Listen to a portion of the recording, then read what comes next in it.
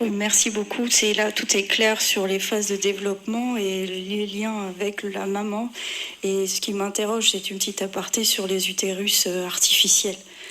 Quand on voit le développement de l'enfant et son rapport, voilà, ça c'est très compliqué. Vous parliez tout à l'heure des mutilations avec le changement de genre et vous vous posiez la question concernant le droit applicable, notamment pour les enfants qui deviennent adultes et qui se rendent compte que ce n'est pas ce qu'ils auraient voulu. Donc il y a bien une démonstration de l'absence de maturation. Ils n'ont pas pu donner donc leur consentement. On se retrouve toujours avec cette question de consentement. Je voulais dire qu'on avait une flopée de textes en fait sur le respect de l'intégrité physique et psychique.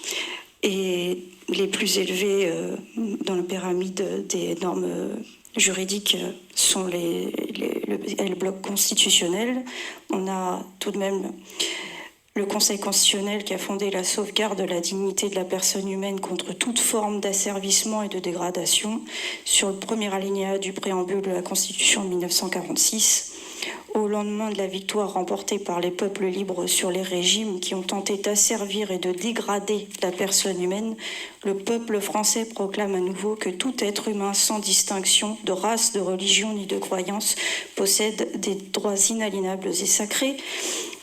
Vous avez également la Convention relative aux droits de l'enfant qui vous dit que dans toutes les décisions qui concernent les enfants, qu'elles soient les faits des institutions publiques ou privées de protection sociale, tribunaux, autorités administratives, organes législatifs, l'intérêt supérieur de l'enfant doit être une considération primordiale.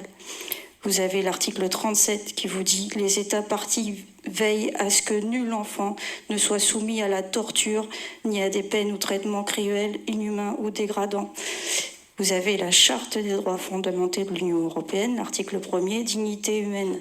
La dignité humaine est inviolable. Elle doit être respectée, protégée. Article 3. Toute personne a droit à son intégrité physique et mentale.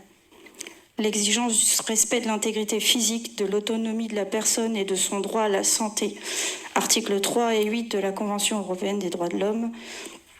Et vous avez également notre code civil et le code pénal, bien sûr, puisqu'il faudra s'interroger sur le caractère criminel de ce type d'acte. Et vous avez l'article 16 du code civil. La loi assure la primauté de la personne, interdit toute atteinte à la dignité de celle-ci et garantit le respect de l'être humain dès le commencement de sa vie.